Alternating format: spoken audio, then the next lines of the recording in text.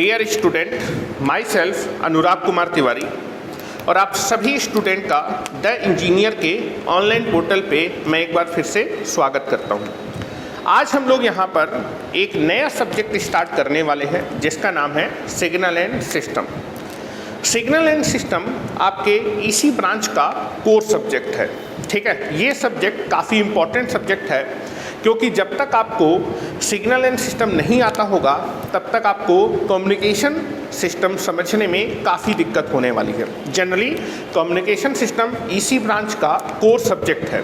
जिस तरह से मैं बात करूं, इलेक्ट्रिकल इंजीनियरिंग में आपके दो कोर सब्जेक्ट हैं, एक है इलेक्ट्रिकल मशीनरी और दूसरा पावर सिस्टम। उसी तरह आपके इसी ब्रांच का सबसे ज़्यादा जो कोर सब्जेक्ट है, जो कि प्रैक्टिकली वो आप यूज करते हैं, प्रैक्टिकली जो है इसी स्टूडेंट जिस सब्जेक्ट को यूज करते हैं अपने वर्किंग प्लेस में, वो है कम्युनिकेशन सिस्टम। ठीक है, तो कम्युनिकेशन सिस्टम की अच्छी अंडरस्टैंडिंग के लिए आपको सिग्नल और सिस्टम बहुत ही अच्छे से समझ में आना चाहिए क्योंकि कम्युनिकेशन सिस्टम में आपको फ्रीक्वेंसी डोमेन में एनालिसिस करनी होती है और फ्रीक्वेंसी डोमेन में भी आप किसको यूज करते हैं, फोरियर ट्रांसफॉर्म आप ज़्यादातर यूज करते हैं। और जो फोरियर ट्रांसफॉर्म होता है या फिर फ्रीक्वेंसी डोमेन की एनालिसिस है वो सिग्नल एंड सिस्टम में कवर होती है। ठीक है, इसलिए आपको जो है अगर अपने कोर सब्जेक्ट कम्युनिकेशन सिस्टम को अच्छे से समझना है तो आपको सिग्नल एंड सिस्टम बहुत ही अच्छे से आना चाहिए। साथ ही साथ अगर मैं वेटेज की बात करूं इसी स्टूडेंट के लिए, तो सिग्नल एंड सिस्टम का जो वेटेज है कॉम्पिटिटिव एग्जामिनेशन में वो 6 से 8 मार्क्स का है। मतलब 6 से 8 मार्क्स के क्वेश्चन आपको आपके कॉम्पिटिटिव एग्जामिनेशन में मिलने वाले हैं सिग्नल एंड सिस्टम से। वहीं अगर मैं बात करूं इलेक्ट्रिकल स्टूडेंट्स के लिए, तो इलेक्ट्रिकल स्टूडेंट्स को नेटवर्क की अंडरस्टैंडिंग को समझने के लिए, ठीक है, आपको सिग्नल और सिस्टम पढ़ना होता है। लेकिन ये आपका कोर सब्जेक्ट नहीं है, आप इसको क्या कर सकते हैं, एज ए सपोर्टिंग सब्जेक्ट मान सकते हैं। ठीक है, तो अगर आपको सिग्नल एंड सिस्टम आता होगा तो आपको नेटवर्क को समझने में कोई भी दिक्कत नहीं होगी, या फिर नेटवर्क के कई सारे क्वेश्चन आप सिग्नल एंड सिस्टम के कॉन्सेप्ट से बड़ी आसानी से कर सकते हैं। ठीक है, सिस्टम आप देखेंगे कि कई टाइप के सिस्टम आपने पढ़े होंगे, कई सारे टाइप के सिस्टम होते भी हैं, जैसे स्टैटिक सिस्टम होता है, डायनेमिक सिस्टम होता है, लीनियर सिस्टम होता है, नॉन लीनियर सिस्टम होता है, टाइम वेरिएंट सिस्टम होता है और टाइम इनवेरिएंट सिस्टम। अगर आपको सिस्टम्स की प्रॉपर्टी मालूम है तो आप क्वेश्चंस को बड़ी आसानी से कर सकते हैं। तो अगर एक एग्जाम्पल की बात करूं, जितनी भी थ्योरम्स होती हैं वो सारी की सारी जो थ्योरम होती हैं आप देखेंगे उनके स्टेटमेंट में होता है कि हर एक थ्योरम, चाहे वो सुपरपोजिशन हो, चाहे वो थेवेनिन हो, चाहे वो नॉर्टन हो, हमेशा किस सिस्टम में एप्लीकेबल होती हैं, फिर किस नेटवर्क में लगाई जाती हैं, लीनियर सिस्टम में आपकी एप्लीकेबल होती हैं, या फिर लीनियर सिस्टम में ही आप इन थ्योरम को क्या कर सकते हैं, अप्लाई कर सकते हैं। तो अगर आपको लीनियर सिस्टम के बारे में अंडरस्टैंडिंग है तो आप अपने क्वेश्चंस को बड़ी आसानी से क्या कर सकते हैं, सॉल्व कर सकते हैं कि लीनियर सिस्टम कौन कौन सी प्रॉपर्टी को फॉलो करता है। तो यहाँ पर मैंने एक एग्जाम्पल के तौर पे आपको बताने की कोशिश की कि जो सब्जेक्ट आज मैं स्टार्ट करने वाला हूँ सिग्नल सिस्टम, वो इसी के लिए तो बहुत महत्वपूर्ण है ही, लेकिन साथ ही साथ आपके इलेक्ट्रिकल स्टूडेंट्स के लिए भी काफ़ी अच्छा सब्जेक्ट होने वाला है अदर सब्जेक्ट की अंडरस्टैंडिंग के लिए। ठीक है, तो आज हम लोग यहाँ पर आपका नया सब्जेक्ट स्टार्ट करने वाले हैं और इस सब्जेक्ट को दोनों ही स्टूडेंट्स के, दोनों ही ब्रांच के स्टूडेंट्स को कवर करना है। ईसी वाले बहुत ही अच्छे से पढ़ेंगे और इलेक्ट्रिकल वाले भी इस सब्जेक्ट को समझेंगे, जिससे कि आप अपने अदर सब्जेक्ट की अंडरस्टैंडिंग को अच्छी कर सकें। ठीक है, तो यहाँ पर पहले हम लोग सिग्नल एंड सिस्टम के सिलेबस के बारे में देख लेते हैं कि सिग्नल एंड सिस्टम के सिलेबस में मैं क्या क्या चीज़ें कवर करने वाला हूँ। ठीक है, या फिर इस सब्जेक्ट के अंदर आपको कौन कौन से टॉपिक्स पढ़ने हैं। तो now we will start the new subject signal and system. Signal and system, तो आज हम लोग नया सब्जेक्ट स्टार्ट कर रहे हैं सिग्नल एंड सिस्टम। पहले मैं इसके सिलेबस के बारे में आपको जानकारी दे दूंगा कि इस सब्जेक्ट में हम लोग कौन कौन से टॉपिक्स पढ़ने वाले हैं। तो फर्स्ट हेडिंग आपको डालना है। साथ ही साथ आप जब भी लेक्चर देखेंगे तो आप अपने नोट्स को मेरे साथ ही साथ बनाते चलेंगे। ठीक है, क्योंकि मैं यहाँ पर बहुत ही आराम से चीज़ें पढ़ाने वाला हूँ। ठीक है, तो साथ ही साथ नोट्स बनाएंगे तो आपकी अंडरस्टैंडिंग भी काफ़ी अच्छी होने वाली है। साथ ही साथ ये जो सब्जेक्ट है सिग्नल एंड सिस्टम, वो पूरा का पूरा मैथमेटिकल सब्जेक्ट है। ठीक है, और अगर आपको मैथमेटिक्स आती है तो आप अपने सब्जेक्ट्स को काफ़ी अच्छे से समझ सकते हैं। ठीक है, तो आप देखेंगे सिग्नल एंड सिस्टम पढ़ने के बाद आपके ग्राफ काफ़ी अच्छे हो जाएंगे। आप जो है जो सोचने का तरीका है आपके वो काफ़ी अच्छा होने वाला है। साथ ही साथ आप देखेंगे सिग्नल एंड सिस्टम, एग्जाम्पल के तौर पे बात कर रहा हूँ कि ये सब्जेक्ट ईसी और इलेक्ट्रिकल दोनों के लिए काफ़ी इंपॉर्टेंट है। आप देखेंगे कि ईसी का एक कोर सब्जेक्ट है that is A control system, और कंट्रोल सिस्टम पूरा का पूरा बेस्ड है लाप्लास ट्रांसफॉर्मेशन में या फिर लाप्लास ट्रांसफॉर्म पे, ठीक है। तो और आप देखेंगे अगर मैं इलेक्ट्रिकल स्टूडेंट्स की बात करूँ तो यूपीपीसीएल में आप देखेंगे या फिर आप एसएससी जेईई में भी देखेंगे कि आपका कंट्रोल सिस्टम पूछा जाने लगा है, ठीक है। अगर कंट्रोल सिस्टम पूछा जाने लगा है तो आपको उस सब्जेक्ट को पढ़ना पड़ेगा, और उस सब्जेक्ट को पढ़ने के लिए आपको लाप्लास ट्रांसफॉर्म आना जरूरी है।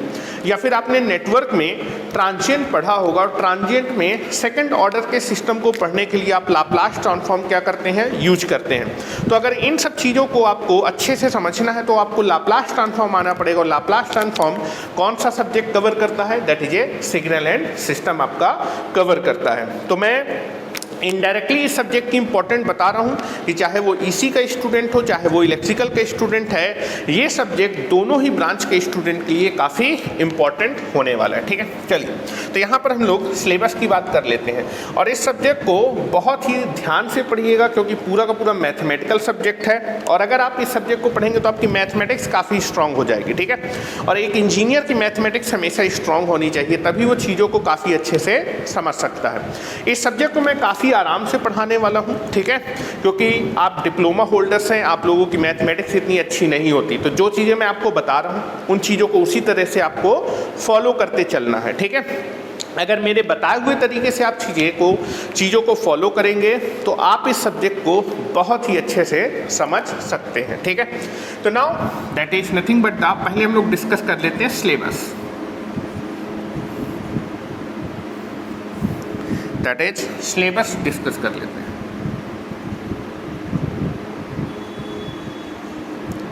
दैट इज ए सिलेबस, ठीक है। Now we will discuss the some syllabus of some point of syllabus.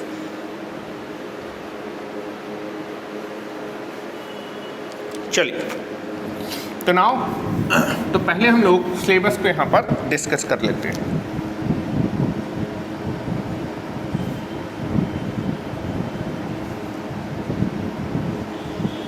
चलिए तो सिग्नल एंड सिस्टम में पहला जो हम लोग चैप्टर पढ़ने वाले हैं, पहला चैप्टर जो आपका होगा that is cover the only signal, ठीक है। कि सिग्नल क्या होते हैं, सिग्नल कितने प्रकार के होते हैं, ठीक है। तो कैसे पहचानेंगे कि गिवन सिग्नल कौन से सिग्नल को बिलोंग करता है, या फिर कौन सा सिग्नल मेरा एनर्जी सिग्नल है, कौन सा सिग्नल मेरा पावर सिग्नल है, फिर किसी भी सिग्नल को कि एनर्जी कैसे निकालते हैं, फिर पावर कैसे निकालते हैं, सारी की सारी चीज़ें हम लोग देखने वाले हैं। तो ये सारी की सारी चीज़ें हम लोग पहले चैप्टर में कवर करेंगे, और पहले चैप्टर का नाम होगा बेसिक्स ऑफ सिग्नल्स, ठीक है। पहले चैप्टर का नाम होगा बेसिक्स ऑफ सिग्नल। तो पहले चैप्टर में हम लोग सिग्नल को बारे में अच्छे से पढ़ने वाले हैं, फिर समझने वाले हैं। फिर उसके बाद हम लोग एक दूसरा चैप्टर कवर करेंगे जिसमें हम लोग केवल और केवल सिस्टम के बारे में बात करेंगे। सिस्टम क्या होते हैं, सिस्टम कितने प्रकार के होते हैं, और किस तरह का अगर मुझे कोई सिस्टम दिया है तो हम लोग कैसे पहचानेंगे कि कौन सा सिस्टम को रिप्रेजेंट कर रहा है। तो दूसरा जो चैप्टर होगा उसमें हम लोग केवल और केवल सिस्टम के बारे में कवर करने वाले हैं। तो नेक्स्ट चैप्टर होगा that is basics of system, basics of system, ठीक है। उसके बाद हम लोग थर्ड चैप्टर पढ़ेंगे। सिस्टम भी कई टाइप के होते हैं, linear, non linear, time variant, time invariant. तो उसी तरह हमें एक कंबाइंड सिस्टम को पढ़ना होगा जिसका नाम होता है LTI सिस्टम, ठीक है। LTI सिस्टम का फुल फॉर्म होता है लीनियर टाइम इनवेरिएंट सिस्टम, मतलब एक ऐसा सिस्टम जो लीनियर हो, साथ ही साथ कैसा हो, टाइम इनवेरिएंट। टाइम इनवेरिएंट का मतलब कि जिस सिस्टम के पैरामीटर या फिर कंपोनेंट टाइम के साथ क्या ना हो, चेंज ना हो, ऐसे सिस्टम को आप टाइम इनवेरिएंट सिस्टम कहते हैं, ठीक है।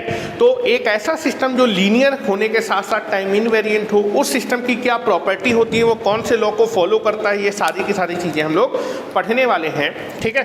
तो थर्ड चैप्टर में हम लोग पढ़ेंगे दैट इज LTI सिस्टम के बारे में। किस सिस्टम के बारे में, LTI सिस्टम के बारे में। और LTI सिस्टम का पूरा नाम होता है, L का मतलब होता है लीनियर, T मतलब टाइम इनवेरिएंट, इनवेरिएंट सिस्टम, ठीक है। और अगर आपको LTI सिस्टम की प्रॉपर्टी आती है, मतलब सिस्टम लीनियर के साथ साथ कैसा भी हो, टाइम इनवेरिएंट। तो अगर आपको LTI सिस्टम की प्रॉपर्टी आती है, मतलब आपको लीनियर सिस्टम की भी प्रॉपर्टी आती है। और आप देखेंगे जितने भी आपने थ्योरम्स पढ़ी होगी वो सारी की सारी that is a linear system के लिए अप्लीकेबल होती हैं। तो अगर आपको LTI सिस्टम के बारे में इंफॉर्मेशन मालूम है तो आप लीनियर सिस्टम के बारे में इंफॉर्मेशन भी बता सकते हैं कि लीनियर सिस्टम कौन कौन से लॉ को या फिर कौन कौन सी प्रॉपर्टी को फॉलो करता है, ठीक है। This is a very very important topic. उसके बाद हम लोग एक चौथा चैप्टर पढ़ेंगे और चौथे चैप्टर में हम लोग पढ़ने वाले हैं एक ट्रांसफॉर्म जिसका नाम है Laplace transform.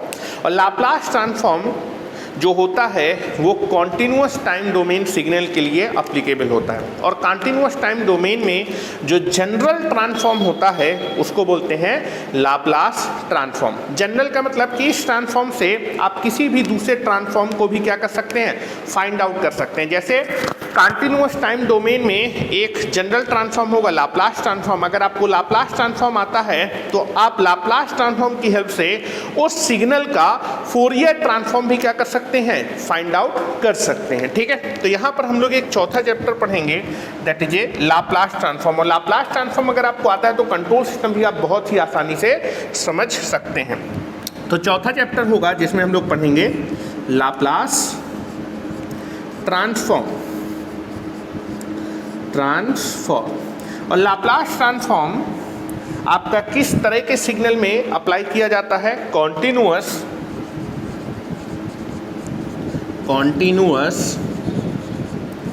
Time domain signals. Continuous time domain signals के लिए आप कौन सा ट्रांसफॉर्म यूज करते हैं, लाप्लास ट्रांसफॉर्म। और ये कैसा ट्रांसफॉर्म होता है, जनरल ट्रांसफॉर्म। जनरल ट्रांसफॉर्म का मतलब कि इस ट्रांसफॉर्म से आप किसी भी दूसरे ट्रांसफॉर्म को कॉन्टिन्यूअस टाइम डोमेन के किसी भी ट्रांसफॉर्म को क्या कर सकते हैं, फाइंड आउट कर सकते हैं। उसी तरह हम बात करेंगे पांचवें चैप्टर पे that is A Z transform. जिस तरह से कॉन्टिन्यूअस टाइम डोमेन सिग्नल का जो जनरल ट्रांसफॉर्म होता है that is the Laplace transform, उसी तरह डिस्क्रीट टाइम डोमेन जो सिग्नल होता है उसके लिए जो जनरल ट्रांसफॉर्म होता है that is the Z transform. तो यहाँ पर हम लोग पांचवा चैप्टर पढ़ेंगे that is nothing but the Z transform. और जेड ट्रांसफॉर्म किस टाइम डोमेन सिग्नल के लिए एप्लीकेबल होता है, that is A discrete time domain signals में जो जनरल ट्रांसफॉर्म आप यूज करते हैं वो कौन सा ट्रांसफॉर्म होता है, जेड ट्रांसफॉर्म। अगर आपको जेड ट्रांसफॉर्म मालूम है तो आप डिस्क्रीट फोरियर ट्रांसफॉर्म क्या कर सकते हैं, इसकी हेल्प से निकाल सकते हैं। तो आप देखेंगे अगर आपके पास डिस्क्रीट टाइम डोमेन सिग्नल है उसका जनरल ट्रांसफॉर्म क्या होगा, जेड ट्रांसफॉर्म। अगर आपके पास कंटिन्यूअस टाइम डोमेन सिग्नल है तो उसका जो जनरल ट्रांसफॉर्म होगा that is nothing but the Laplace transform, ठीक है। उसके बाद यहाँ पर हम लोग आपका एक छठवां चैप्टर पढ़ेंगे और छठवां चैप्टर होगा that is A Fourier series.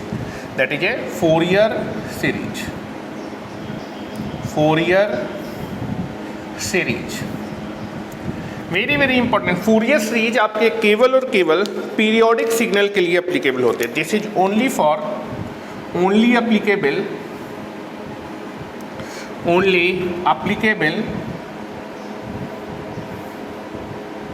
Only applicable for periodic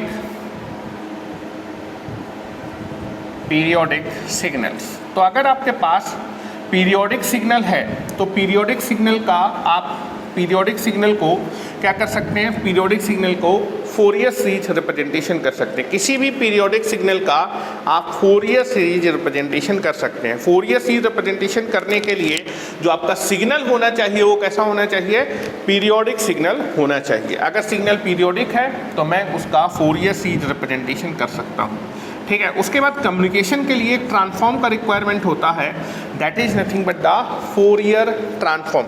अगर आपको लाप्लास ट्रांसफॉर्म आता है तो लाप्लास ट्रांसफॉर्म में कुछ चीज़ें सब्स्टिट्यूट करके आप फोरियर ट्रांसफॉर्म अपने सिग्नल का निकाल सकते हैं। तो नेक्स्ट हम लोग पढ़ेंगे that is A Fourier transform. Fourier transform is a particular case of the Laplace transform. अगर आपको लाप्लास ट्रांसफॉर्म मालूम है तो फोरियर ट्रांसफॉर्म आप बड़ी आसानी से क्या कर सकते हैं बेटा, कैलकुलेट कर सकते हैं। उसके बाद हम लोग यहाँ पर एक नेक्स्ट चैप्टर पढ़ेंगे दैट इज ए सैम्पलिंग। और सैम्पलिंग का यूज भी कम्युनिकेशन में बहुत ही ज़्यादा है। अगर आप अपने कॉन्टिन्यूअस टाइम डोमेन सिग्नल को, अगर कॉन्टिन्यूअस टाइम डोमेन सिग्नल को डिस्क्रीट टाइम डोमेन सिग्नल में कन्वर्ट करना चाहते हो तो आपको क्या यूज करना पड़ेगा, सैम्पलिंग यूज करनी पड़ेगी, ठीक है। तो कॉन्टिन्यूअस टाइम डोमेन सिग्नल को अगर आप डिस्क्रीट टाइम डोमेन सिग्नल में कन्वर्ट करना चाहते हो तो you can be use the sampling process. Sampling process की हेल्प से आप अपने कॉन्टिन्यूअस टाइम डोमेन सिग्नल को डिस्क्रीट टाइम डोमेन सिग्नल में कन्वर्ट करते हैं, ठीक है। तो वही चीज हम लोग को यहाँ पर पढ़ना होगा। The next the 8th topic is sampling. Sampling, ठीक है। सैम्पलिंग में हम लोग सैम्पलिंग थ्योरम लाइक समथिंग सारी की सारी चीज़ें पढ़ने वाले हैं, ठीक है। और यहाँ पर हम लोग एक 9वां चैप्टर पढ़ेंगे जिसमें हम लोग कुछ मिसलेनियस टॉपिक्स को पढ़ने वाले हैं, जैसे DTFT हो गया, FFT हो गया, वो सारी की सारी चीज़ें। DFT मतलब क्या हुआ है, डिस्क्रीट फोरियर ट्रांसफॉर्म। FFT मतलब फास्ट फोरियर ट्रांसफॉर्म, ठीक है। तो कुछ ऐसे छोटे छोटे टॉपिक्स हम लोग पढ़ने वाले हैं। सम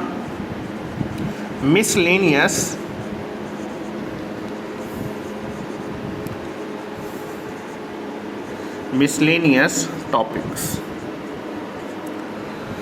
ठीक है। तो कुछ मिसलेनियस टॉपिक हम लोग आपके चैप्टर नंबर 9 में पढ़ने वाले हैं। तो ये आपका सिलेबस है जो कि मैं यहाँ पर डिस्कस करने वाला हूँ। और ये सिलेबस काफ़ी बड़ा सिलेबस है। दिखने में आपको जो है 9 पॉइंट दिख रहे होंगे, लेकिन हर एक चैप्टर को पढ़ाने में आप देखेंगे कम से कम 30 से 40 आवर्स का टाइम लगने वाला है, ठीक है। तो आप लोग जो है सिग्नल एंड सिस्टम के सिलेबस को लिख लीजिए और लिखने के बाद हम लोग अपना चीज़ें, कुछ बेसिक्स चीज़ें यहाँ पर पढ़ना स्टार्ट करते हैं। तो मैं आशा करता हूँ कि आप लोगों ने जो है अपने सिग्नल एंड सिस्टम के सिलेबस को क्या कर लिया होगा बेटा, लिख लिया होगा, ठीक है। अब अगर मैं यहाँ पर कुछ बेसिक्स बातें करना चाहूँ, ठीक है, बेसिक अगर मैं यहाँ पर कुछ बातें करना चाहूँ कि सिग्नल क्या होता है, सिस्टम क्या होता है, तो कुछ रफ डेफिनीशन आप बता सकते हैं कि what do you mean by the signal and what do you mean by the system. तो अगर कोई बंदा अगर बोले कि सिग्नल क्या है, तो सिग्नल की एक रफ डेफिनेशन आप बोल सकते हैं, it is the mathematical representation of any quantity which contains information. आपका सिग्नल क्या है, सिग्नल एक किसी भी क्वांटिटी का मैथमेटिकल रिप्रेजेंटेशन है जो कि क्या कैरी करता हो या फिर क्या रखता हो बेटा, इंफॉर्मेशन रखता हो, ठीक है। तो अगर कोई क्वांटिटी इंफॉर्मेशन रखती है और उस क्वांटिटी के मैथमेटिकल रिप्रेजेंटेशन को आप क्या बोलते हैं, सिग्नल बोलते हैं, ठीक है। तो यहाँ पर हम लोग पहली हेडिंग डालने वाले हैं, that is a definition of signal. Signal क्या होता है, सिग्नल की डेफिनेशन की अगर मैं बात करूँ तो आप लिखेंगे it is the mathematical representation, it is the mathematical representation,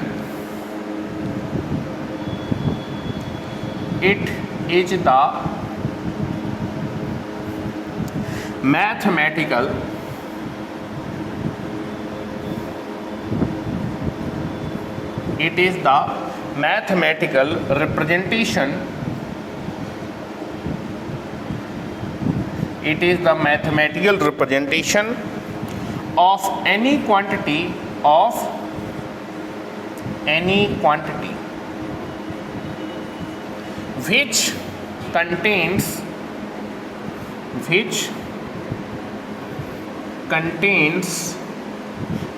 बोलिए या फिर कैरी, कैरी मीन्स रखना, कंटेंट्स मीन्स भी रखना, कैरी, which contains information,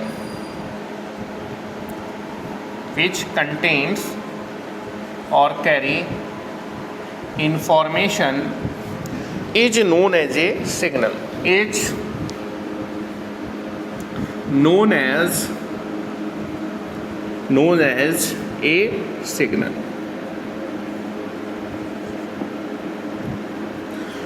तो आप देखेंगे सिग्नल की डेफिनेशन से आपको क्लियर होना चाहिए, कोई भी क्वांटिटी जो क्या कैरी करती हो, इंफॉर्मेशन कंटेन करती हो, उस क्वांटिटी को आप क्या बोलते हैं, सिग्नल बोलते हैं। तो what do you mean by the signal? Signal is nothing but कोई भी क्वांटिटी हो सकती है जो कि क्या रखती हो, information.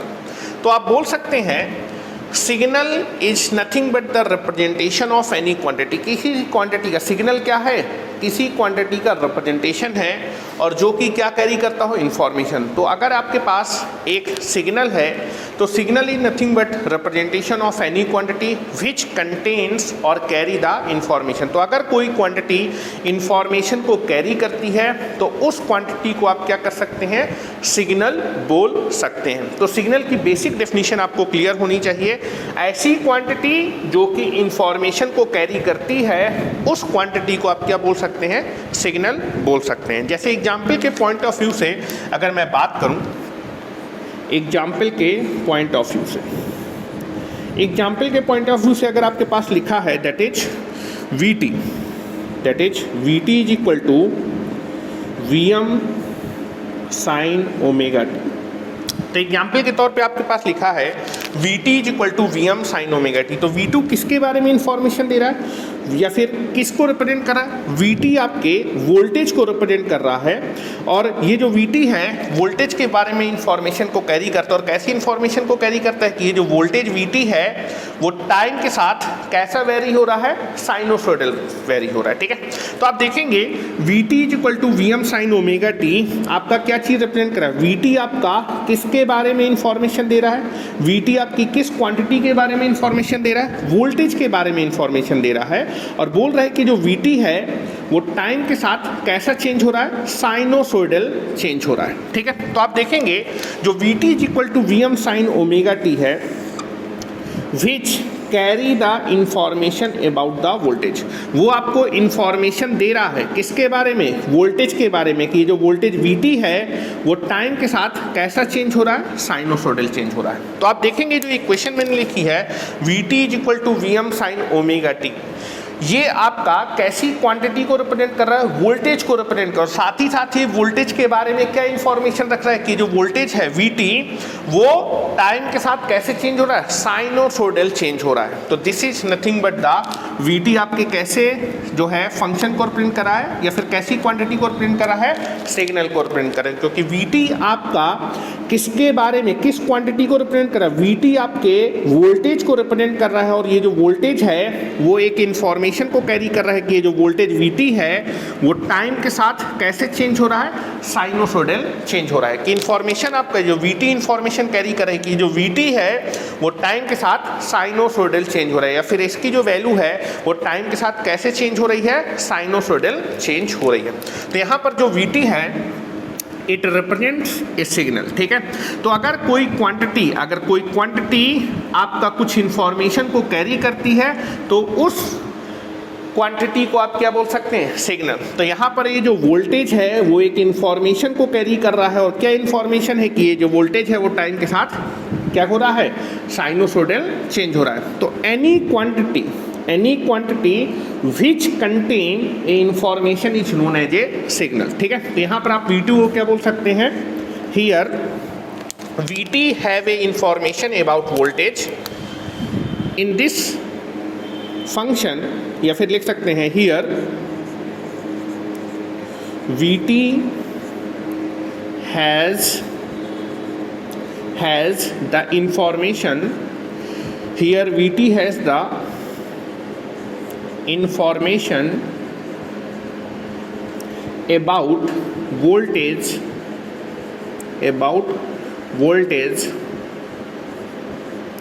that Vt is change with the time as a sinusoidal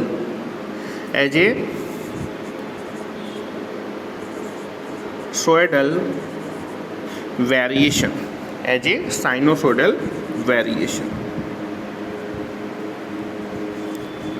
as a sinusoidal variation. तो आप देखेंगे इस एग्जाम्पल में जो आपका Vt है वो वोल्टेज के बारे में इंफॉर्मेशन रख रहा है। कैसी इंफॉर्मेशन है कि जो वोल्टेज है वो टाइम के साथ कैसे चेंज हो रहा है, साइनोसॉइडल चेंज हो रहा है। तो यहाँ पर आप Vt को क्या बोल सकते हैं, सिग्नल बोल सकते हैं।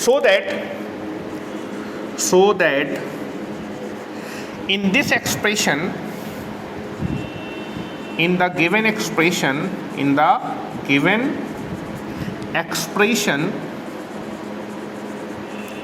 Vt represent a signal, Vt represent a signal। Vt किसको रिप्रेजेंट कर रहा है बेटा, एक सिग्नल को क्या कर रहा है, रिप्रेजेंट कर रहा है। ठीक है, अब हम यहाँ पर बात करेंगे, यहाँ पर जो Vt is equal to Vm sine omega T एक सिग्नल को रिप्रेजेंट कर रहा है और इस सिग्नल में कितना वेरिएबल है, that is A one variable. तो आप देखेंगे जब आप सिग्नल को मैथमेटिकली रिप्रेजेंट करते हैं, जब आप सिग्नल को मैथमेटिकली क्या करते हैं, रिप्रेजेंट करते हैं, तो आपका वन वेरिएबल सिग्नल भी हो सकता है, टू वेरिएबल सिग्नल भी हो सकता है और थ्री वेरिएबल सिग्नल भी हो सकता है। तो इस सिग्नल में, ये जो सिग्नल है, इस सिग्नल में कितना वेरिएबल है, वन वेरिएबल। तो यहाँ पर आप लिख सकते हैं Vt आपके एक सिग्नल को रिप्रेजेंट कर रहा है और कितना वेरिएबल सिग्नल है, that is nothing but a one variable. तो this is nothing but a one variable signal. तो सिग्नल आपका सिंगल वेरिएबल भी हो सकता है, टू वेरिएबल भी हो सकता है, थ्री वेरिएबल, कितने भी वेरिएबल हो सकते हैं। तो यहाँ पर जो Vt है वो एक सिग्नल को रिप्रेजेंट कर रहा है और कितने वेरिएबल का सिग्नल है, that is A one variable signal. तो Vt represent a one variable signal. उसी तरह अगर मैं लिखूँ एक सिग्नल है Vx, y, तो आप देखेंगे यहाँ पर ये कोई भी मैथमेटिकल एक्सप्रेशन हो सकता है, एक्सप्रेशन को नहीं लिख रहा। तो यहाँ पर आप देखेंगे Vx, y को आप देख के बता सकते हैं कि एक सिग्नल होगा और कितना वेरिएबल सिग्नल होगा, that is a two variable signal will be there. पहले यहाँ पर थोड़ा सा हम लोग बात कर लेते हैं कि इंडिपेंडेंट वेरिएबल क्या होते हैं और डिपेंडेंट वेरिएबल क्या होते हैं। तो पहले हम लोग यहाँ पर बात करेंगे जो Vt है, या फिर आपका जो Vt है यहाँ पर एक सिग्नल को रिप्रेजेंट कर रहा है और सिग्नल में कितना वेरिएबल है, that is A one variable. ठीक है, अब अगर हम बात करेंगे किसी भी सिग्नल में दो टाइप के वेरिएबल हो सकते हैं, एक होता है इंडिपेंडेंट वेरिएबल और एक होता है डिपेंडेंट वेरिएबल। तो आप देखेंगे कि इस सिग्नल में मैं t की कोई भी वैल्यू यहाँ पर क्या करूँगा, पुट करूँगा। जब मैं t की कोई भी वैल्यू पुट करूँगा तो उस t के करस्पॉन्डिंग किसकी वैल्यू चेंज होगी, Vt की वैल्यू चेंज होगी। यहाँ पर मैं t की वैल्यू 0 रखूँगा तो Vt की वैल्यू आएगी 0। जब मैं t की वैल्यू 1 रखूँगा तो Vt की वैल्यू कुछ और आने वाली है। तो आप देखेंगे कि यहाँ पर t की आप कोई भी वैल्यू क्या कर सकते हैं, पुट कर सकते हैं। जब t की वैल्यू आप चेंज करेंगे तो t की वैल्यू को चेंज करने पे किसकी वैल्यू चेंज होगी, Vt की वैल्यू चेंज करेगी। तो Vt की जो वैल्यू है वो किस पे डिपेंड कर रही है, t पे डिपेंड कर रही है। तो आप देखेंगे t की यहाँ पर आप कोई भी वैल्यू रख सकते हैं। तो t is called the independent variable और t की वैल्यू पुट करने पे किसकी वैल्यू आएगी, दैट इज Vt की वैल्यू आएगी। तो Vt की वैल्यू किस पे डिपेंड कर रही है, t की वैल्यू पे डिपेंड करे। तो t is called the independent variable and Vt is called the dependent variable, क्योंकि आप Vt की वैल्यू जो है किस पे डिपेंड कर रही है, t पे डिपेंड कर रही है। जब तक आप अपने इस एक्सप्रेशन में या फिर इस सिग्नल में t की वैल्यू नहीं रखेंगे तब तक आप Vt की वैल्यू कैलकुलेट नहीं कर सकते। तो बेटा t की वैल्यू यहाँ पर आप क्या कर सकते हैं, कुछ भी रख सकते हैं। तो t की वैल्यू रखने के लिए आप इंडिपेंडेंट है तो t is called in this signal, t is called what is the independent variable, independent variable, independent variable. तो इंडिपेंडेंट वेरिएबल क्या होता है, जिसकी आप कोई भी वैल्यू क्या कर सकते हैं, पुट कर सकते हैं।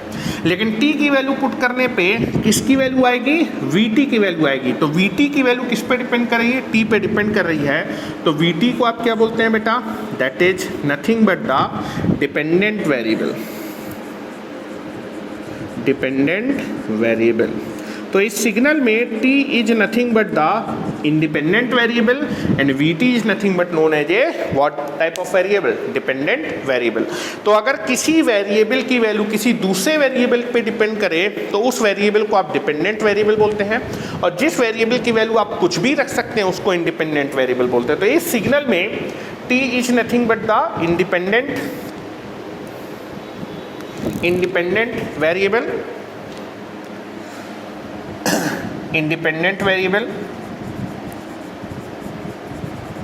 Independent variable.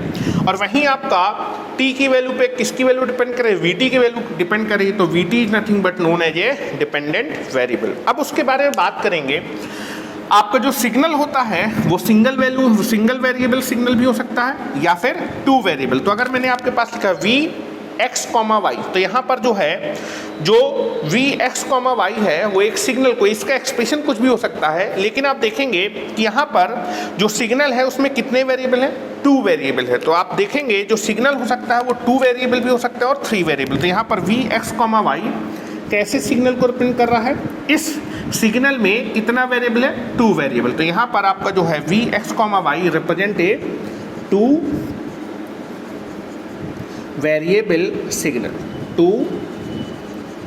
वेरिएबल सिग्नल को क्या कर रहा है, रिप्रेजेंट कर रहा है। सिग्नल आपका थ्री वेरिएबल भी हो सकता है, फोर वेरिएबल, कितने भी वेरिएबल का सिग्नल हो सकता है। तो एग्जांपल या this is A one variable signal, this is a two variable signal, और आपका जो सिग्नल है that is x, y, z, ये कितना वेरिएबल सिग्नल है, जो v है वो एक सिग्नल को रिप्रेजेंट कर रहा है, उसमें कितना वेरिएबल है, एक, दो और तीन। What is the variable, x, y and z, x, y and t is the variable. This is nothing but the three variable signal, ठीक है। यहाँ पर v x, y, t आपके थ्री वेरिएबल सिग्नल को क्या कर रहा है, रिप्रेजेंट कर रहा है। तो यहाँ पर आपको क्लियर होना चाहिए कि जो सिग्नल होता है वो सिंगल वेरिएबल सिग्नल भी हो सकता है, टू वेरिएबल सिग्नल भी हो सकता है, and that is the three variable signal भी हो सकता है, और इसी तरह कई सारे वेरिएबल और भी हो सकते हैं, ठीक है।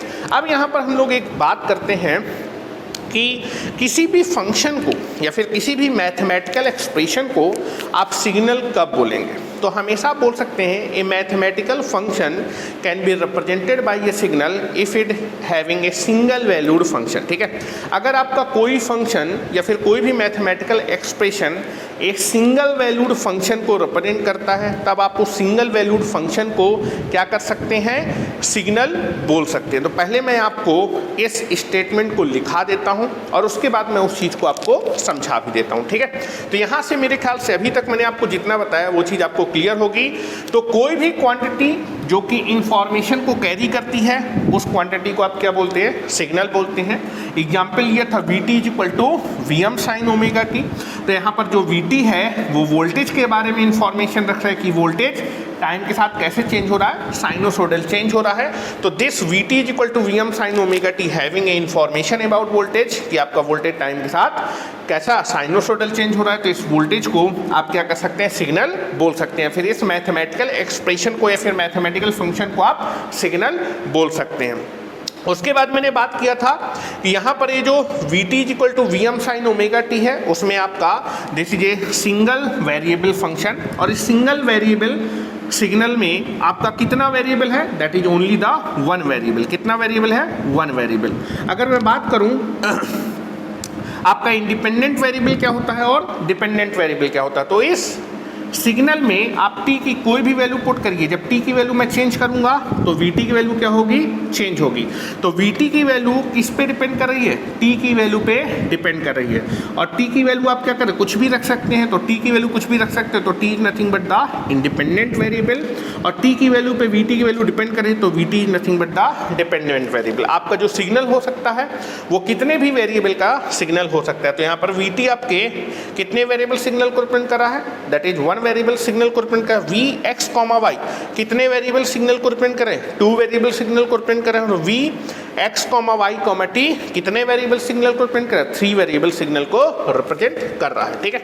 उसके बाद मैंने यहाँ पर आपसे बोला कि जो कोई भी मैथमेटिकल एक्सप्रेशन या फिर कोई फंक्शन आपका सिग्नल कब कहलाता है, ए मैथमेटिकल एक्सप्रेशन और a function is known to be a signal is represented by a signal if it is a single valued function।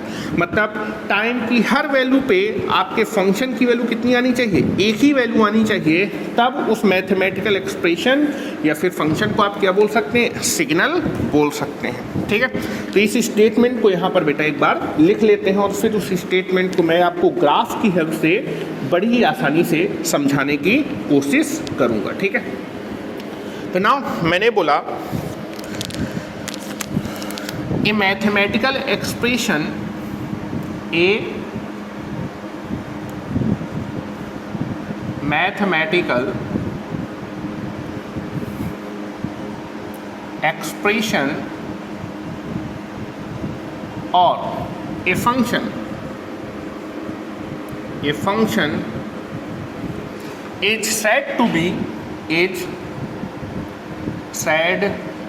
be and signal said to be a signal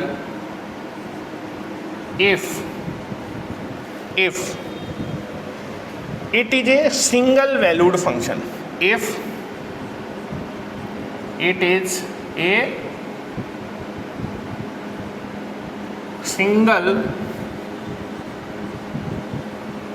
valued function or mathematical expression or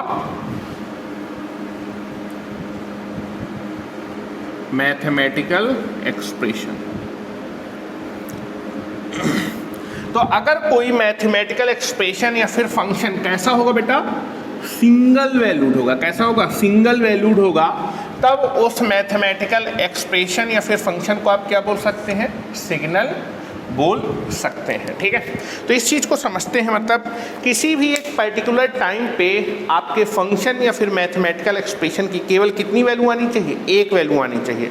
अगर किसी एक time instant पे function की अगर एक से ज़्यादा value आ रही है तो वो मैथमेटिकल फंक्शन या फिर एक्सप्रेशन आपका सिग्नल नहीं कहलाएगा। ठीक है, तो यहाँ पर हम लोग एग्जाम्पल के तौर पर बात करते हैं। दो बेटा यहाँ पर मैं आपको ग्राफ दे रहा हूँ, आपको मुझे बताना है कि कौन सा मैथमेटिकल एक्सप्रेशन आपके सिग्नल को रिप्रेजेंट कर रहा है और कौन सा मैथमेटिकल एक्सप्रेशन आपके सिग्नल को रिप्रेजेंट नहीं कर रहा है। यहाँ पर हम लोग दो ग्राफ ले रहे हैं या फिर दो मैथमेटिकल एक्सप्रेशन ले रहे हैं जिसका आपने टाइम के साथ वेरिएशंस होगा। ग्राफ ही nothing but the variation of function या फिर mathematical expression with respect to time. Time के रिस्पेक्ट में आपका मैथमेटिकल फंक्शन कैसे चेंज हो रहा है या फिर कैसे वेरी हो रहा है, that variation is known as a graph of the function. ठीक है, तो यहाँ बेटे एक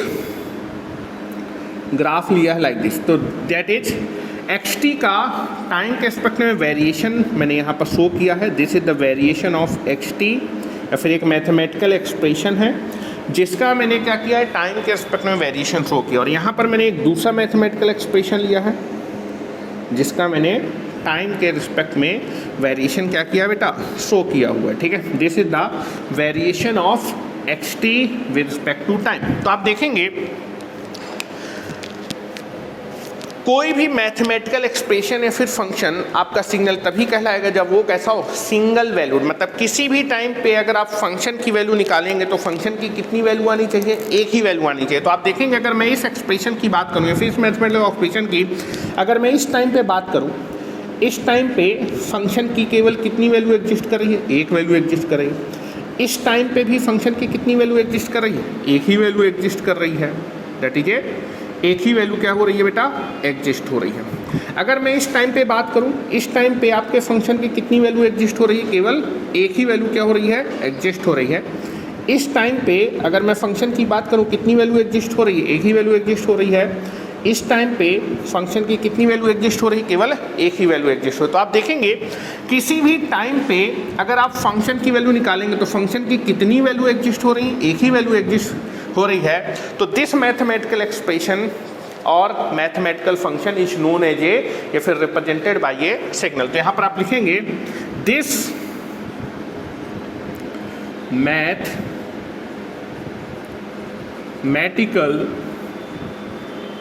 एक्सप्रेशन, जिसका ये वेरिएशन दिया है एक्सप्रेशन और function, is known as a signal because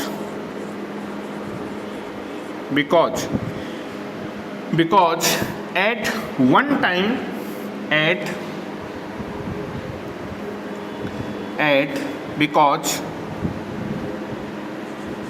at one time only one value, one time only one value of function is exist।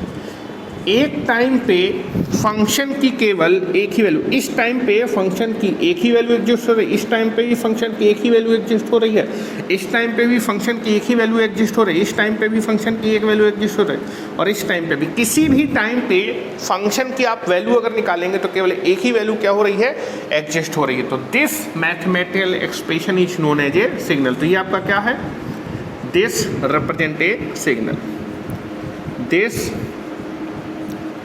Represent a signal. तो इस मैथमेटिकल एक्सप्रेशन या फिर फंक्शन को आप क्या कर सकते हैं, सिग्नल बोल सकते हैं। वहीं अगर मैं इस जो है मैथमेटिकल एक्सप्रेशन या फिर फंक्शन की बात करूं, तो अगर मैं इस टाइम पे बात करूं, मान लो ये कौन सा टाइम इंस्टेंट है, this is nothing but the t equal to t1 time instant. t equal to t1 time instant पे जब आप फंक्शन की वैल्यू निकालेंगे तो एक ही टाइम पे एक ये वैल्यू एग्जिस्ट कर रही है, एक ये वैल्यू एग्जिस्ट कर रही है और एक ये वैल्यू एग्जिस्ट कर रही है। तो आप देखेंगे यहाँ पर जो है इस मैथमेटिकल एक्सप्रेशन में एक time t equal to t1 पे जब आप फंक्शन की वैल्यू निकालेंगे तो एक तो ये वैल्यू एग्जिस्ट कर रही है, दूसरी ये वैल्यू एग्जिस्ट कर रही है और तीसरी ये वैल्यू एग्जिस्ट। तो एक ही टाइम पे फंक्शन की एक से ज़्यादा मतलब मल्टीपल वैल्यू एग्जिस्ट कर रही हैं। तो इस मैथमेटिकल एक्सप्रेशन या फिर फंक्शन को आप सिग्नल नहीं बोल सकते। सिग्नल हमेशा कैसा फंक्शन होता है, सिंगल वैल्यूड, किसी भी एक टाइम पे कितनी वैल्यू एग्जिस्ट करनी चाहिए, एक ही वैल्यू एग्जिस्ट करनी चाहिए। तो यहाँ पर लिख देता हूँ बेटा, this mathematical occupation, this mathematical expression, mathematical expression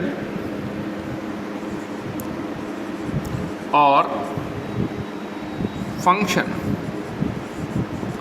does not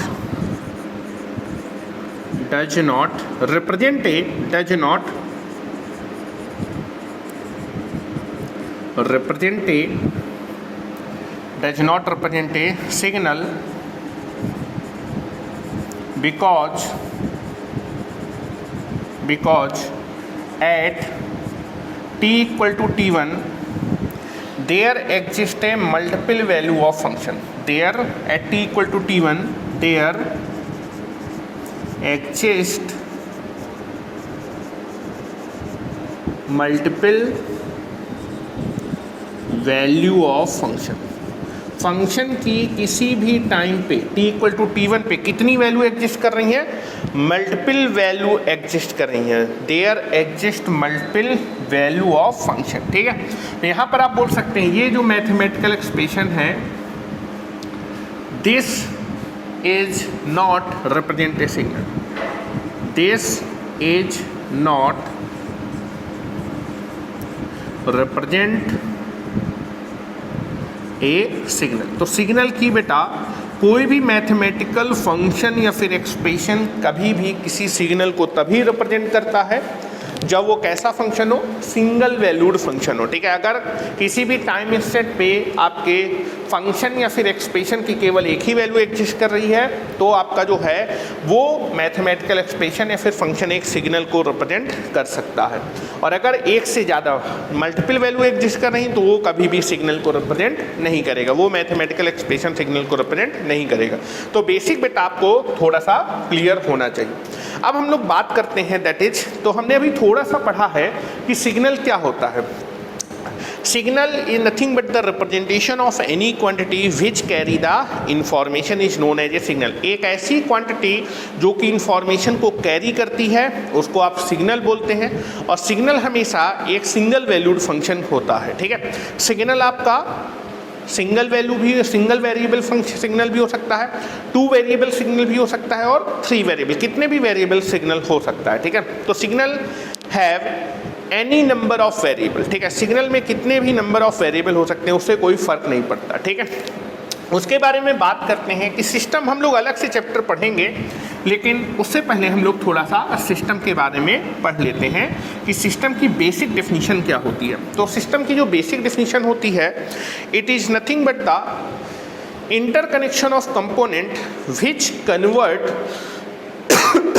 one signal into the another signal. तो अगर मैं बेसिक डेफिनेशन की बात करूं, सिस्टम की अगर कोई रफ डेफिनेशन या फिर बेसिक डेफिनेशन की बात करें तो आप बोल सकते हैं system is nothing but the interconnection of component which convert one signal into the another signal, ठीक है, या फिर वन फॉर्म ऑफ एनर्जी को अनदर फॉर्म ऑफ एनर्जी में क्या करे, कन्वर्ट करे। ऐसे इंटरकनेक्शन को आप क्या बोल सकते हैं बेटा, सिस्टम बोल सकते हैं, ठीक है। तो फॉर एग्जाम्पल अगर मैं बात करूं, जैसे फैन आपने देखा होगा, ठीक है, आपने सीलिंग फैन देखा होगा, फिर फैन देखा होगा। फैन क्या काम करता है, फैन क्या है, इंटरकनेक्शन ऑफ कंपोनेंट। फैन के अंदर आप देखेंगे वाइंडिंग्स होंगी। वाइंडिंग्स क्या होती है, कॉपर वायर की होती हैं। तो वायर को आप देखेंगे, वायर एक मटेरियल का बना होता है, तो that is having the some resistivity, ठीक है, साथ ही साथ लेंथ होती है, एरिया होती है।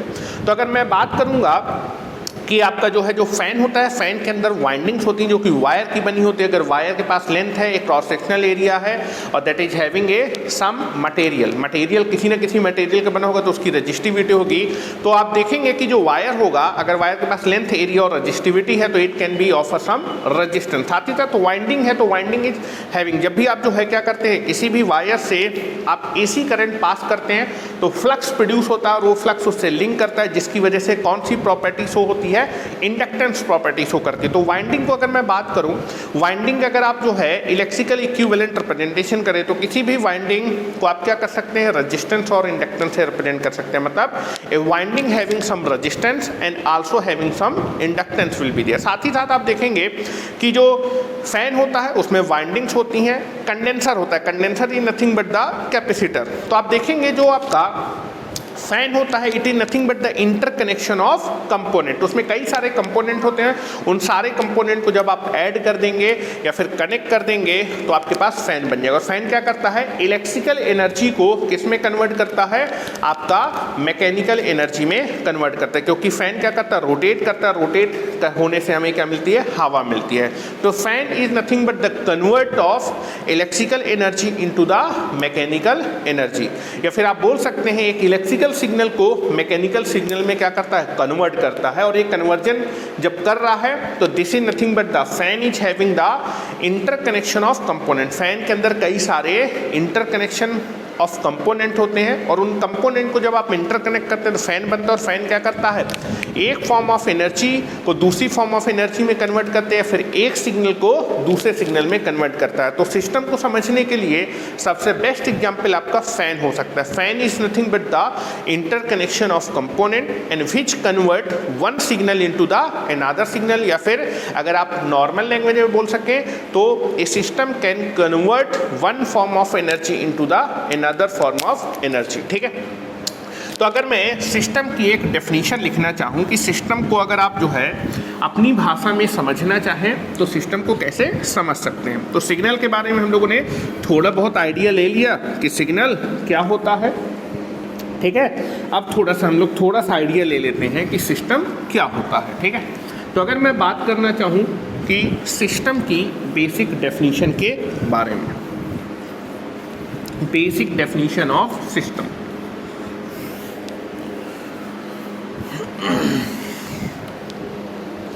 तो नेक्स्ट हेडिंग होगी अपने पास सिस्टम। तो बेसिक डेफिनेशन सिस्टम की आप बोल सकते हैं, system is the interconnection of component, या फिर it is the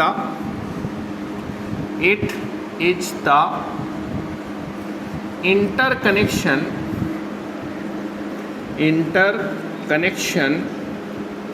of component it is the interconnection of component which convert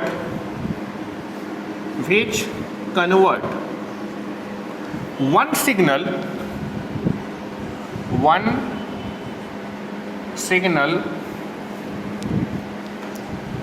into the another signal।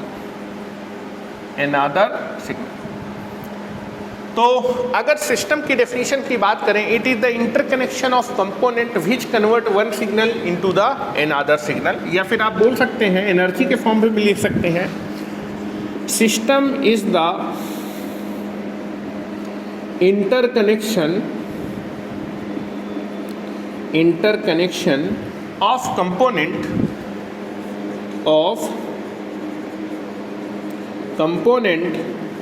which convert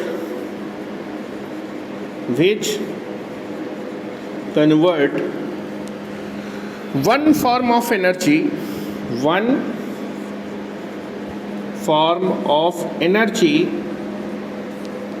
into the another form of energy, into the another form of energy, into the another form of energy। एक ऐसा interconnection of component जो एक form of energy को दूसरे form of energy में convert कर दे, या फिर एक सिग्नल को दूसरे सिग्नल में कन्वर्ट कर दे, ऐसे इंटरकनेक्शन ऑफ कंपोनेंट को आप क्या बोलते हैं, सिस्टम बोलते हैं। तो फॉर एग्जांपल के तौर पे अगर मैं बात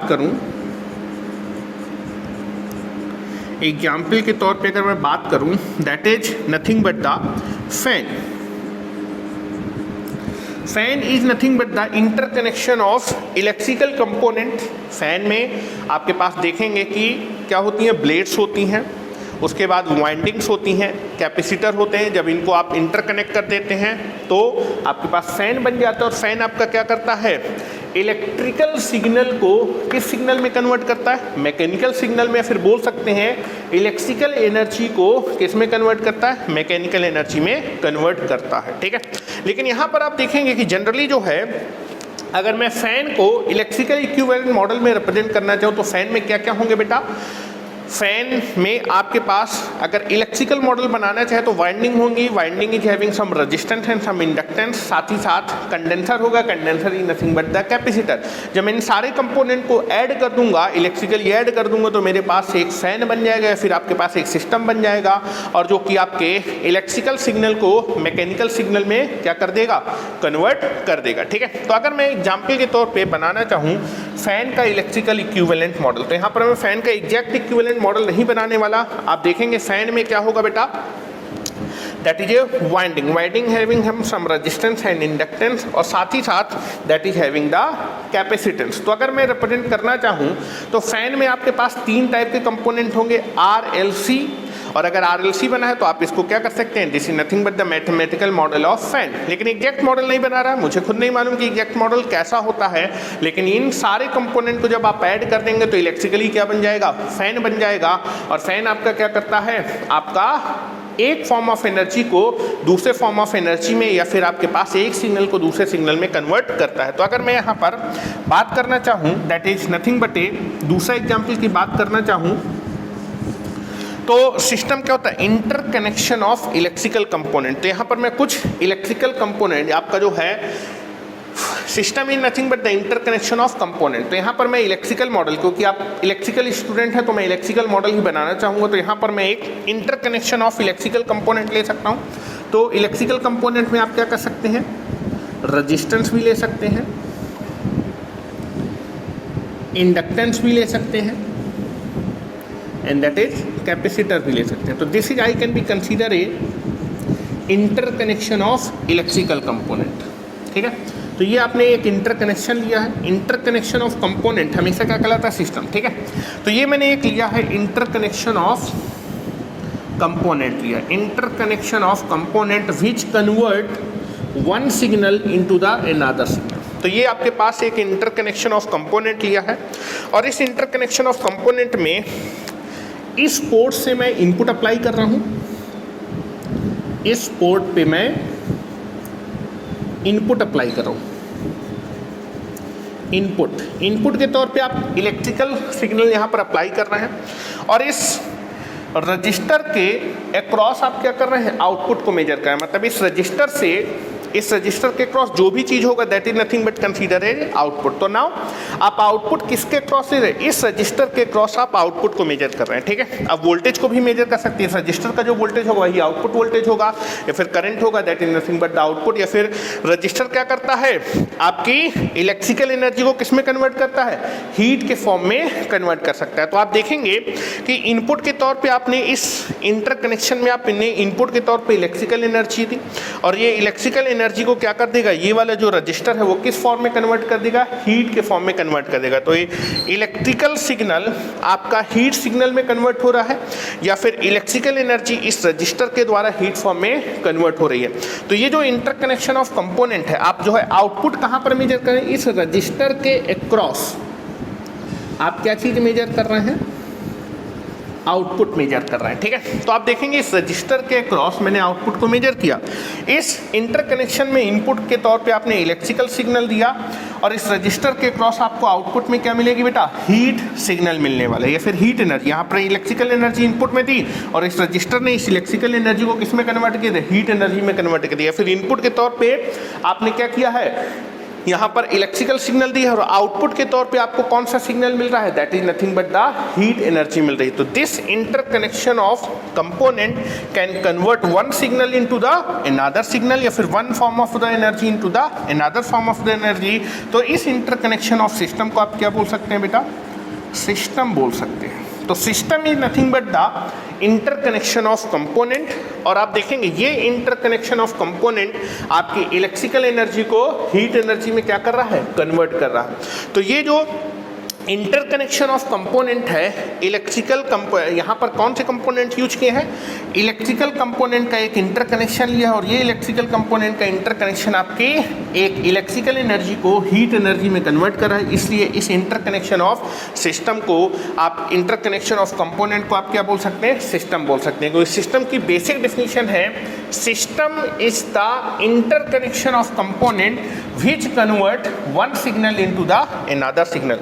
तो ये इंटरकनेक्शन ऑफ कंपोनेंट आपका एक सिग्नल को दूसरे सिग्नल में क्या कर रहा है, कन्वर्ट कर रहा है। इसलिए इस इंटरकनेक्शन ऑफ कंपोनेंट को आप क्या बोल सकते हैं, सिस्टम बोल सकते हैं। तो this is the one example, fan is the example, and this is also the example of system will be there, ठीक है। तो यहाँ से मैंने सिस्टम के बारे में भी आपको कुछ समझाने की कोशिश की है। अब आप देखेंगे कि दो टाइप के आपके सिग्नल होते हैं जनरली, एक होता है कॉन्टिन्यूअस टाइम डोमेन सिग्नल, और दूसरा होता है डिस्क्रीट टाइम डोमेन सिग्नल।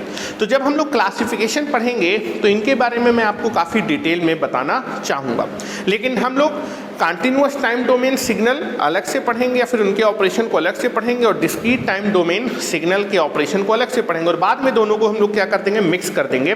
तो अभी हम लोग पहले हम लोग क्या करने वाले हैं, कुछ बेसिक ऑपरेशन पढ़ने वाले हैं, और कैसे सिग्नल में बेसिक ऑपरेशन पढ़ने वाले हैं, that is continuous time domain signal में कुछ बेसिक ऑपरेशन पढ़ने वाले हैं। तो आपको थोड़ा बहुत आइडिया होना चाहिए कि कॉन्टिन्यूअस टाइम डोमेन सिग्नल होता क्या है, ठीक है। कैसे पहचानूंगा कि ये कॉन्टिन्यूअस टाइम डोमेन सिग्नल, और कैसे पहचानूंगा ये डिस्क्रीट टाइम डोमेन सिग्नल है, ठीक है।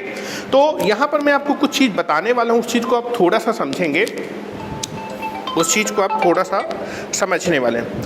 ये सिग्नल, किसी भी सिग्नल को कॉन्टिन्यूअस टाइम डोमेन सिग्नल तभी बोल सकते हैं जब आपकी जो टाइम एक्सेस है, टाइम एक्सेस कैसी होनी चाहिए, कॉन्टिन्यूअस। अगर आपकी टाइम एक्सेस कॉन्टिन्यूअस है, टाइम एक्सेस कॉन्टिन्यूअस होने का मतलब कि टाइम एक्सेस में अगर मैं हर एक वैल्यू, टाइम की हर एक वैल्यू को क्या कर सकता हूँ, कंसीडर कर सकता हूँ, तो जो मेरा सिग्नल होगा वो कॉन्टिन्यूअस टाइम डोमेन सिग्नल होगा। और कॉन्टिन्यूअस टाइम डोमेन सिग्नल में जो टाइम एक्सेस होती है उसको आप किस वेरिएबल से रिप्रेजेंट करते हैं, स्मॉल टी से रिप्रेजेंट करते हैं। तो अगर आपने अपने टाइम एक्सेस को स्मॉल टी से रिप्रेजेंट किया है, मतलब आप टाइम एक्सेस में हर एक वैल्यू को क्या कर सकते हैं, कंसीडर कर सकते हैं। हर एक वैल्यू को कंसीडर करने का मतलब आपकी टाइम एक्सेस कैसी है, कॉन्टिन्यूअस। अगर टाइम एक्सेस कॉन्टिन्यूअस है तो जो सिग्नल होगा वो आपका कैसा सिग्नल होगा, कॉन्टिन्यूअस टाइम डोमेन सिग्नल होने वाला है। उसी तरह अगर मैं continuous time domain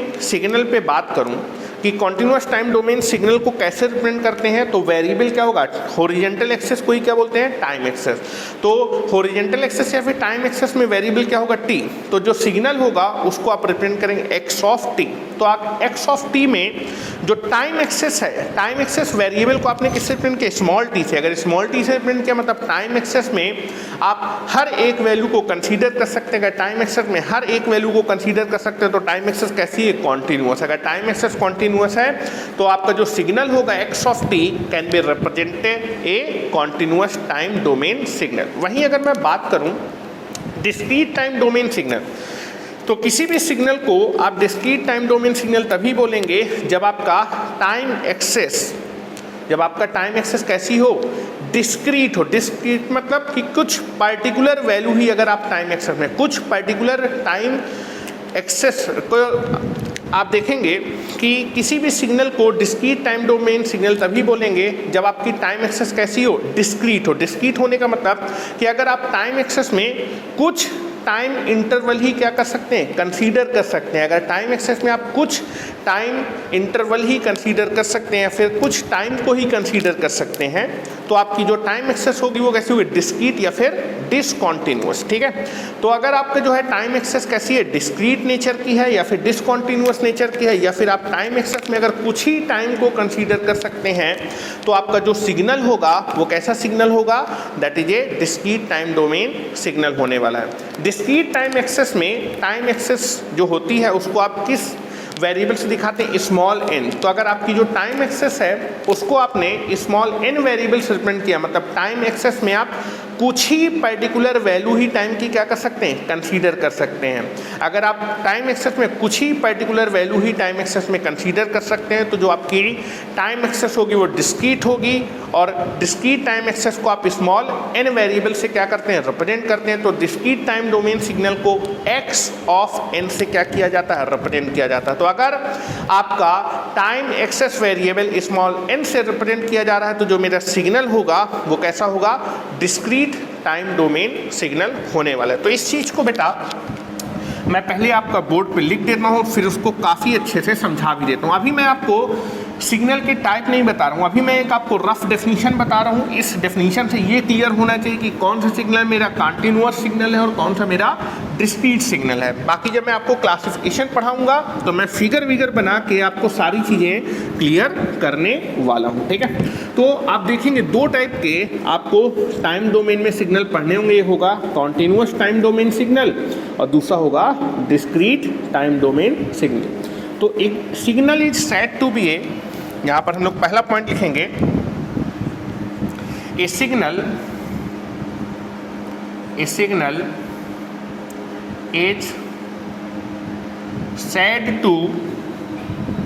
said to be a signal is said to be a continuous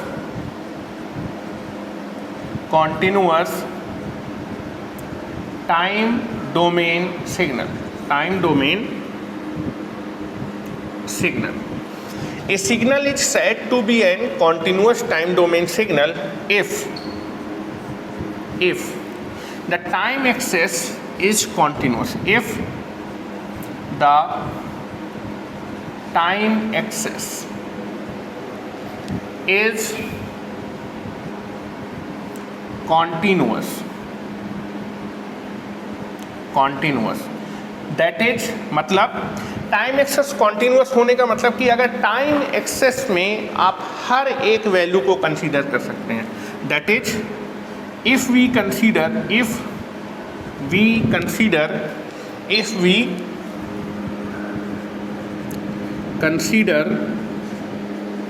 all the value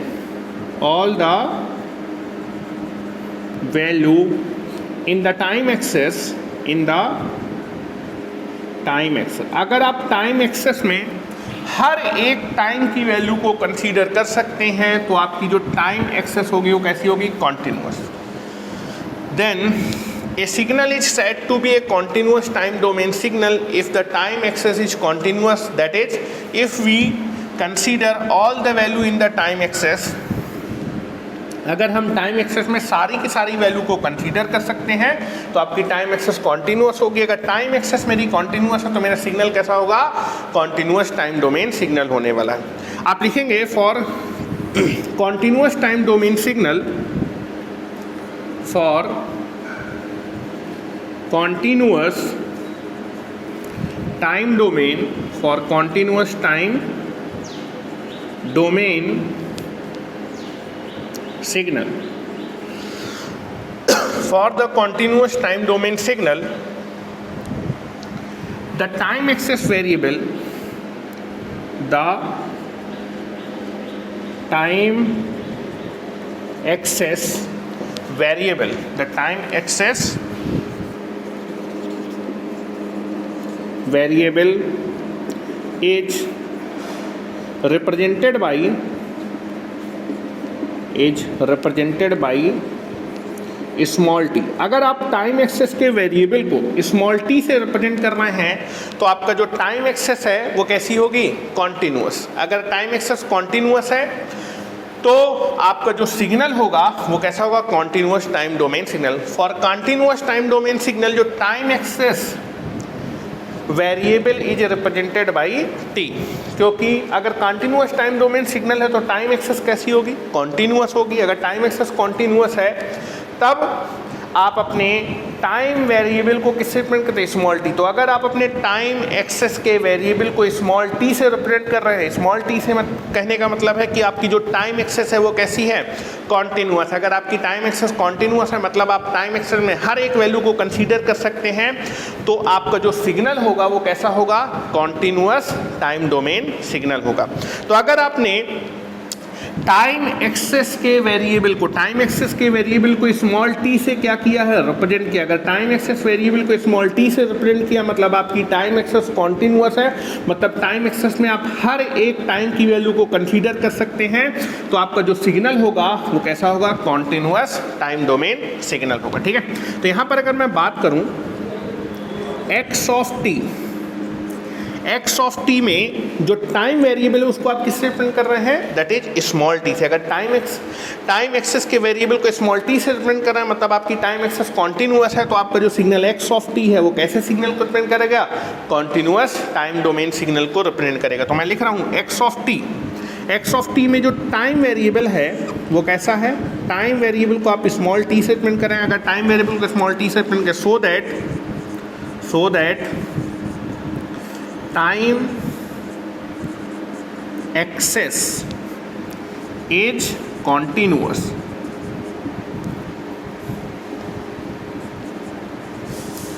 time axis continuous है तो आपका जो सिग्नल होगा एक्स ऑफ टी कैसे सिग्नल को रिप्रेजेंट करेगा बेटा? Continuous time domain signal. X of t represent कर रहा है कॉन्टिन्यूअस टाइम डोमेन सिग्नल को बेटा क्या कर रहा है? रिप्रेजेंट कर रहा है। क्यों रिप्रेजेंट कर रहा है? क्योंकि जो मेरा टाइम एक्सेस है उसको मैंने स्मॉल टी वेरिएबल से रिप्रेजेंट किया। टाइम एक्सेस को स्मॉल टी वेरिएबल से रिप्रेजेंट किया मतलब टाइम एक्सेस मेरी कॉन्टिन्यूअस है। अगर टाइम एक्सेस मेरी कॉन्टिन्यूअस है तो जो मेरा सिग्नल होगा एक्स ऑफ टी जो कि एक सिग्नल को रिप्रेजेंट करेगा, और वो कैसे सिग्नल को रिप्रेजेंट करेगा? कॉन्टिन्यूअस टाइम डोमेन सिग्नल को क्या करेगा?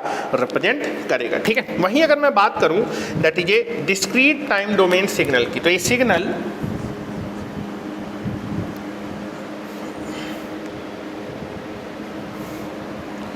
A signal is said to be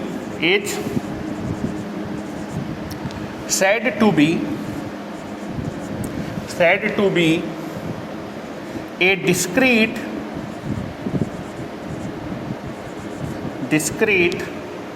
time domain signal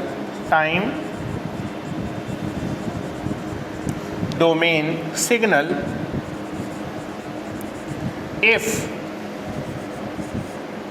the time axis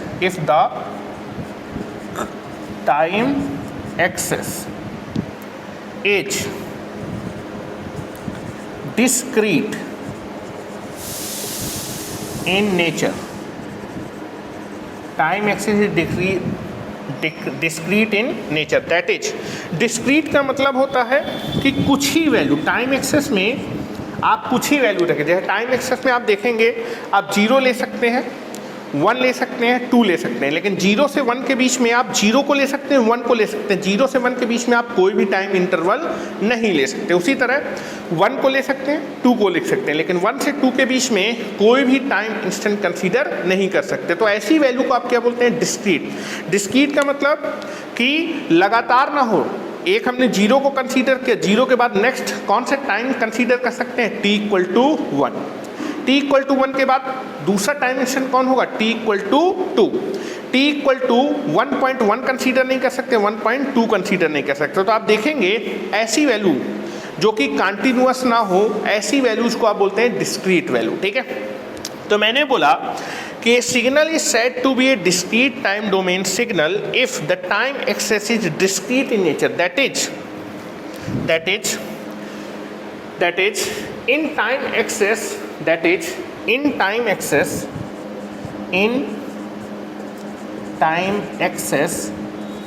we consider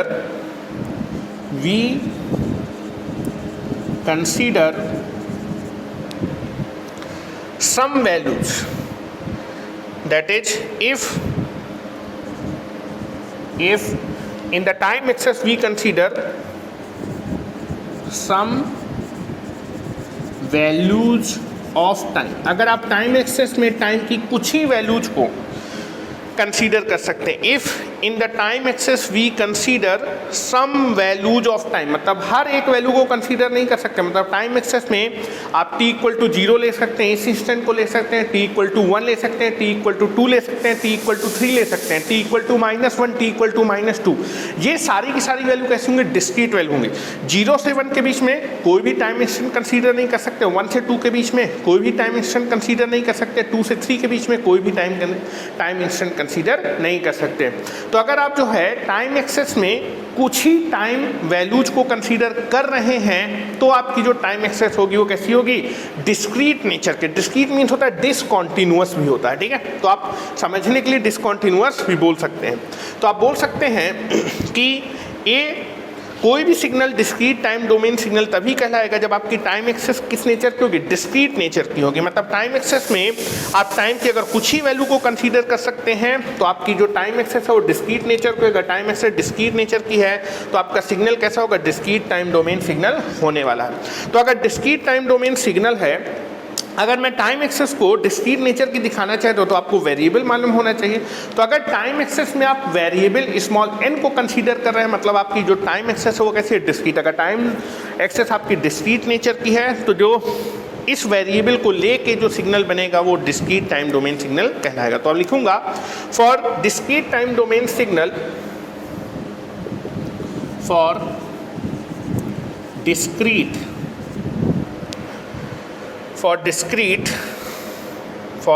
discrete time domain signal, the time access variable, the time access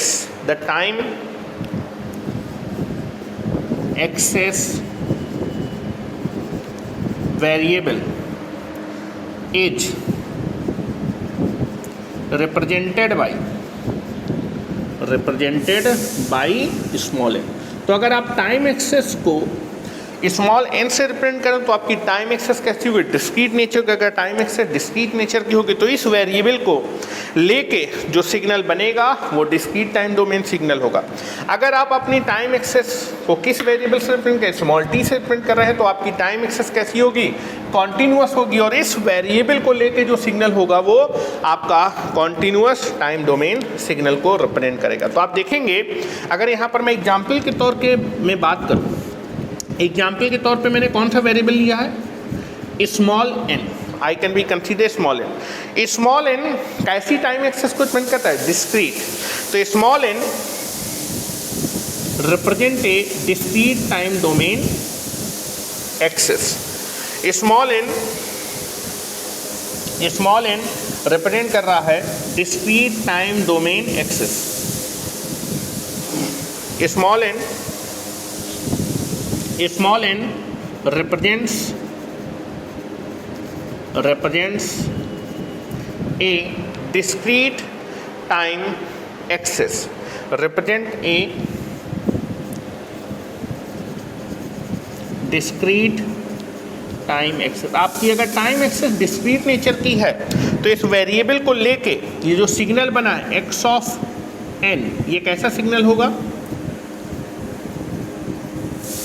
discrete time domain signal को क्या कर रहा है? Represent, so that x of n represent a discrete time domain signal. तो यहाँ पर बेटा note करके लिखेंगे, नोट करके अगर आपको मैं बोलना चाहूँ तो नोट करके आपको समझ में होगा। For continuous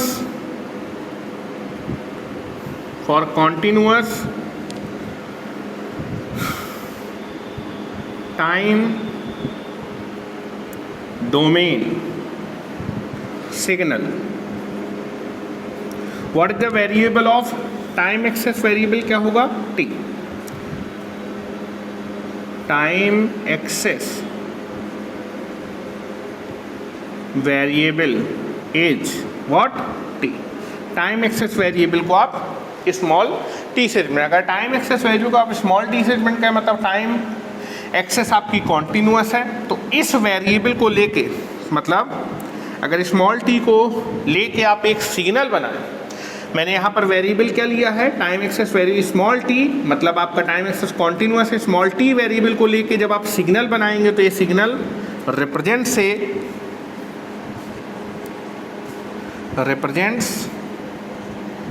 A continuous time domain signal, represent a continuous time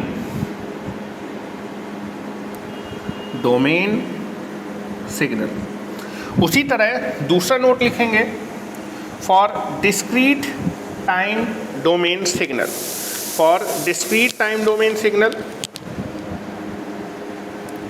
for discrete time domain signal, time axis variable is what? Is small n. Time access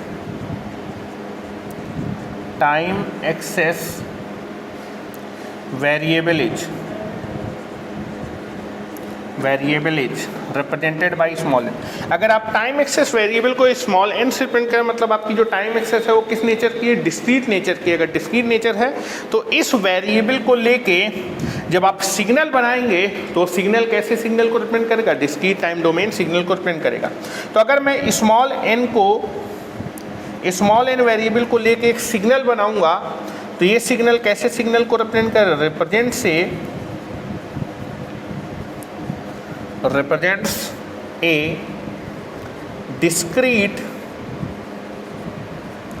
time domain signal, discrete time domain signal. तो ये चीज़ बेटा आपको clear होनी चाहिए। तो xt आपके कैसे signal को रिप्रेजेंट करता है? कॉन्टिन्यूअस टाइम डोमेन सिग्नल को रिप्रेजेंट करता है। और x ऑफ n कैसे सिग्नल को रिप्रेजेंट करता है? डिस्क्रीट टाइम डोमेन सिग्नल को रिप्रेजेंट करता है।